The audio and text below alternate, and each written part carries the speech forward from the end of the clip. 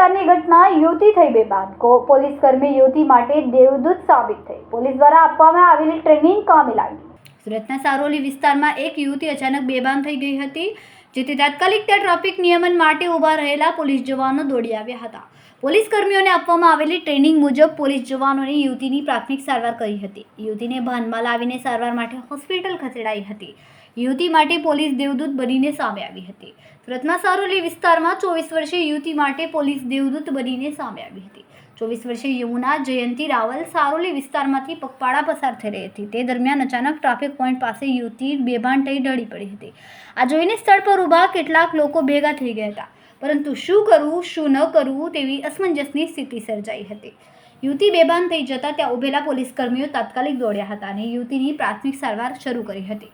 અહીં સુરત પોલીસને આપવામાં આવેલી પ્રાથમિક સારવારની તાલીમ ખૂબ જ કામ લાગી હતી અને યુવતીને પ્રાથમિક સારવાર આપીને ભાનમાં લાવવામાં આવી હતી, જેમાં પોલીસ કોન્સ્ટેબલ મેરંગભાઈ દેસાઈ, ટીઆરબી જવાન રોહન, ટીઆરબી જવાન કૃણાલ, ભરત નાજા, પરેશ નાથાભાઈ દ્વારા કામગીરી કરીને યુવતીનો જીવ બચાવ્યો હતો।